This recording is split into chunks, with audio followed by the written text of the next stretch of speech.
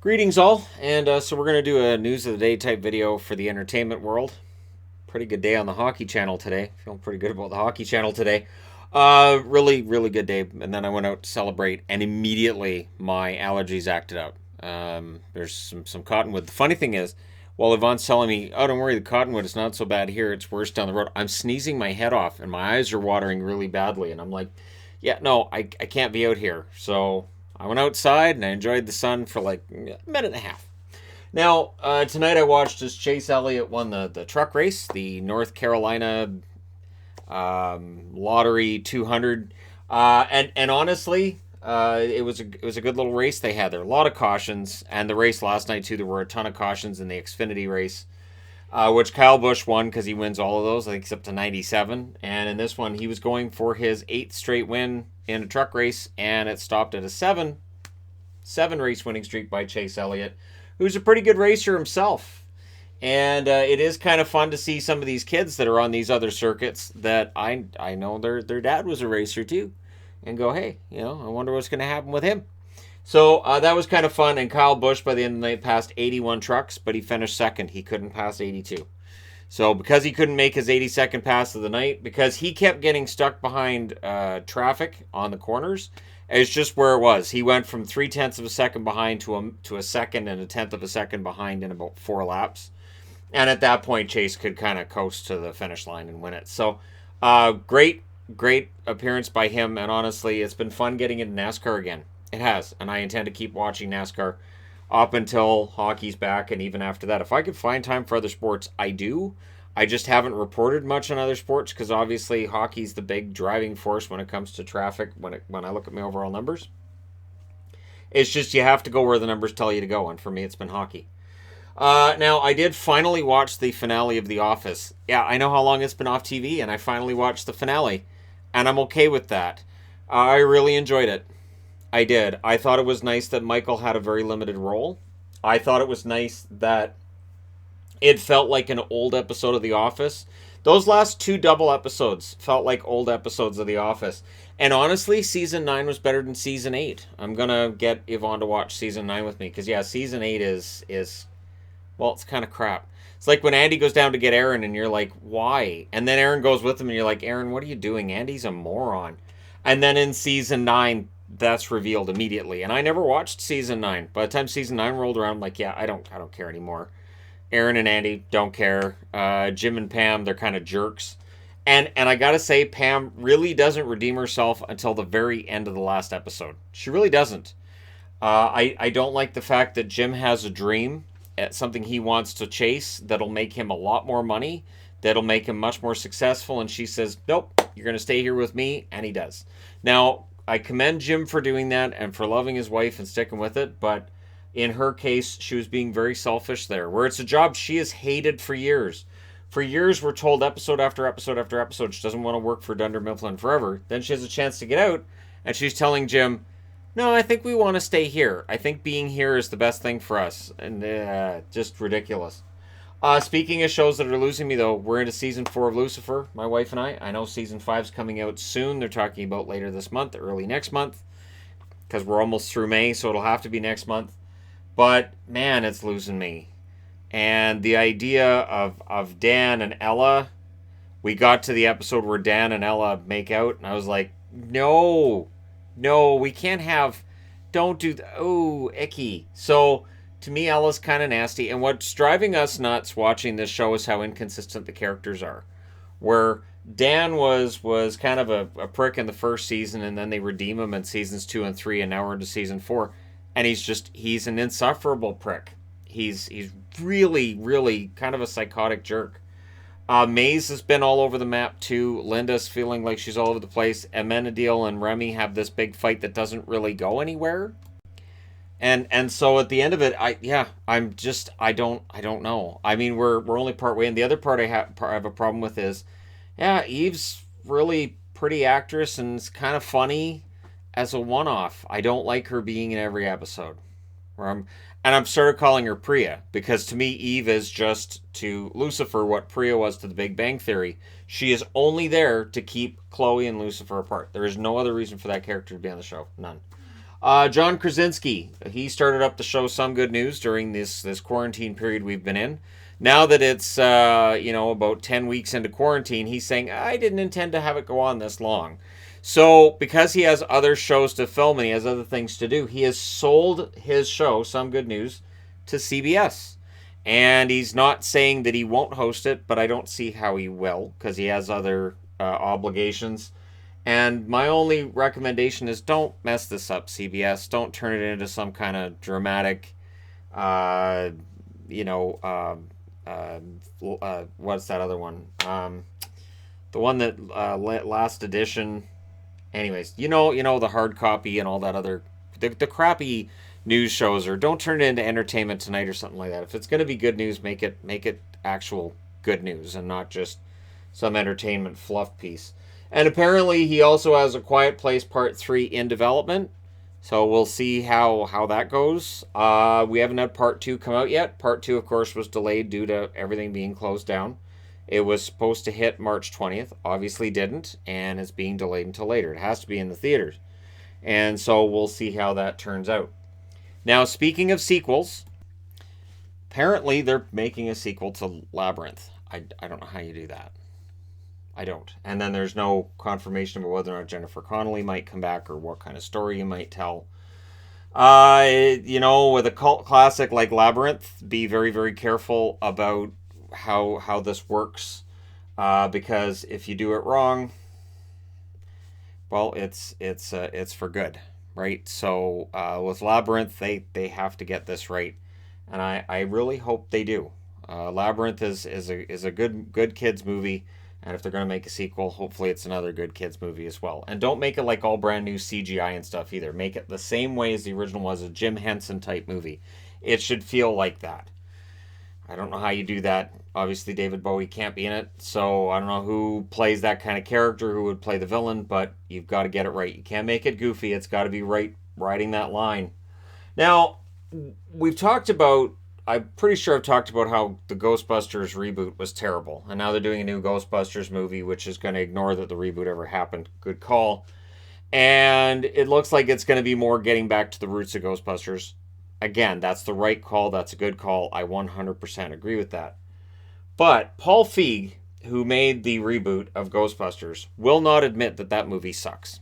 He will not, for the life of him, admit that movie sucks. He's now saying that part of the reason there was so much backlash against it was because it was 2016 and it was during the election year, and that people on the right came out against it because anti-women. The movie's not funny. The movie's not interesting. It's not entertaining. It has nothing going for it. It's awful. The original Ghostbusters movie is pretty much perfect shot for shot from start to finish. It's amazing. Ghostbusters 2, I enjoy Ghostbusters 2 quite a bit. The reboot just wasn't any good. There weren't any jokes that I laughed at. The idea of a comedy is it's supposed to be funny. If a comedy is not funny, you may have a tragedy on your hands, but a tragedy needs to have you emotionally invested in it, so it's not that either. It was just a bad movie. But Feig won't admit it. He won't admit it was just a bad movie and that it was terrible because he thought it was funny. So because he thought it was funny, everybody else needed to as well, or else you're... And again, before that movie came out, I remember anybody that said anything bad about it, it was, you're against women. No, that's not how that works. I can say something sucks and somebody, and it not matter what the gender of the person is that said the joke or person who made whatever movie. Now, moving along. XFL, Vince apparently isn't buying it. Now, I don't know if Vince isn't buying it because he realizes it's not a great idea or whatever it is, but if it does get bought, if somebody picks, it could technically come back next year. That could drive Vince completely batty if it comes back next year and succeeds under someone else. I think that would drive Vince kind of sort of crazy with that, but we'll see, because it is his baby. He did bring it back to life, and if somebody else resuscitates it this time around and makes it work, I don't know how that's going to work out for him. Yeah. So we'll see, but apparently Vince is out. What I wanted to end on is something that's been in the news with the wrestling world, and that's cyberbullying. A young Japanese wrestler who was on a reality show over there was getting cyberbullied, and she took her own life. And so since that has happened, there's been a much greater spotlight shone on people who may partake in this kind of treatment. And there's one in particular who has a YouTube channel, and he also has a large following on Twitter as well, who went after Alexa Bliss and made some derogatory statements about her work in tag matches with Nikki Cross, comparing that to her sexual prowess, and making a comparison there that I think it doesn't work. First off, I mean, even if you want to make a comparison, that just doesn't make any sense. And for two, it was offside. And then he kind of doubled down on it. And then she pushed back. Now, apparently, she's had him blocked for a long time. That's what she says. But when she heard this came out, she came out and slapped back. So did Braun Strowman. So did Paige. So did Sonya Deville. Says she hopes she runs into him at some point. I am certain she's checked out his pictures on Twitter. And if he goes to another WWE event, somebody's going to recognize him and probably boot him out. That's my guess, anyways, because certainly there are limits, and I think we're having a decent conversation now about cyberbullying and just how far it goes. And I've seen the other argument being, well, they're public figures, so they should be used to it. No, not all, and in many cases, not really. Alexa Bliss has had her own battles. She has had mental health battles. She has been very open about. And so when people are attacking her online, she may very well be able to have it roll off of her, and maybe she doesn't. And to put the onus on the person who's being bullied, I think is an odd statement being made by people who are doing the bullying. So he's come out and apologized. Just to throw out there, he has come out and he has apologized. But to me, it feels kind of, I don't know. I don't know how much I buy into that, since he doubled down on it. It's not like he came out and he said something dumb, and then when she said something, he went, you know what? Yeah, that was offside. I'm sorry. No, he came out and said, no, I stand behind that. I still agree with what I said.